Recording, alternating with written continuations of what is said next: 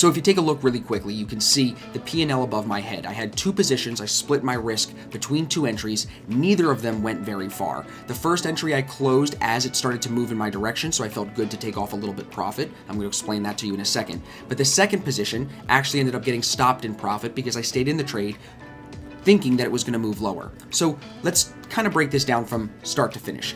If we take a look at the 15-minute first. Whoops, let's switch over to this side. Be helpful if I did it right the first time. If we take a look at the 15-minute, you'll see with my purple lines that I have drawn that from the RSI low the day before, it hit about 29.5 on the value. So we know that's oversold. So from the RSI hitting oversold here, moving into the Asian session, we saw price come lower as the RSI came higher. That creates divergence. The divergence was then tested here at about 3:45 into the 4 o'clock New York time, the 4 o'clock hour. That third test of divergence can sometimes signal that if we break the significant level above that, we could see a reversal. Even though that could signal a reversal, I still like to keep my bias based on the higher time frames. And here, we were very short biased. If you take a look at the previous day, you can see the move down during the New York session. If you take a look at the 1 hour chart really quickly, you can see L50 is in the sell zone, EMAs are in a downtrend, so everything here was telling me to be short biased as well. However, with this divergence present on the 15-minute, I had to be cautious, meaning I know I can trade to the divergence line, but I know that price might not necessarily break through that line. It doesn't have to. If anything, because it's bounced once, you should assume that it will bounce again. You should always assume that it'll bounce again until it's broken and verified, signaling to you that it is going to hold underneath with a confirmation test. So when we get the pullback here from 4:45, 5:45, to 6:30, 6:45 in the morning, we get the pullback to the 50 EMA. That's where I get interested to go to the 1 minute to look for the D1 entry. So when we find the divergence on the 1 minute that can now signal a tighter risk reward setup to me, I like to be what I call almost late on these entries. Very, very patient, coming in almost before it falls away and then I miss the entry, because I want to be sure that the level that I'm trading off of is substantial. And it worked out well for me yesterday. If I had gotten in on the first entry signal, which was here at 6 o'clock, it would have stopped me out on this pullback. But because I waited, and even here, I could have gotten in about 10 minutes before I did, and I waited even 10 minutes longer thinking that this was going to be when we finally fell away.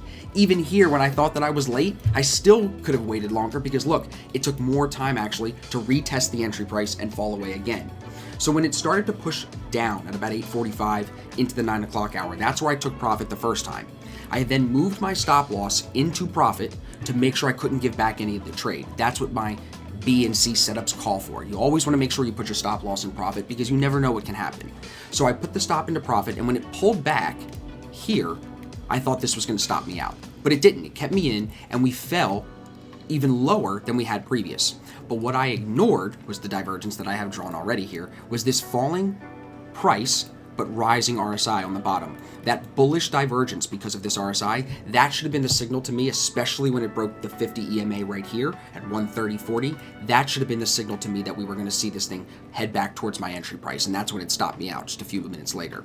So when it came down lower here, I should have been watching it, I think, a little bit more closely to take more profit here. Not just because the 1 minute is bullish, showing bullish divergence, but because it's showing bullish divergence at that same 15-minute significant level here. The 1 minute bullish divergence is here, right above the 15-minute divergence line, which is where we know it can bounce off of. So I managed the trade well to put my stop loss into profit following my rules for B and C setups. But I didn't manage it well enough to pay attention to all of my exit signals to say maybe I should take more profit here. And you saw the P&L, it was a profitable trade, but it definitely could have been managed better. I would have pulled over 1.5%. Instead, I didn't even pull a full 1% on it. So when I make these videos and I talk you guys through my thoughts, I want you to hopefully take something from this and apply it into your trading going forward. Take from me that when you have multiple exit signals or when you have setups that aren't as probable, pay attention to them, because if exit signals start to layer on top of each other, you want to know that and just get out of the trade. Wait for the next one good one. You don't need to marry it and think that it's got to fall and come lower today, because it doesn't. Look what happens to this. It literally pulls all the way back up overnight last night, and then today comes all the way back down through, lower than where I was selling it, and now it's actually blowing through ADR, still falling here at 4:30 on a Friday afternoon. So you never want to assume that you're in the rip. It's not the right way to trade. read and react. And when exit signals start to layer on top of each other, pay attention to it. So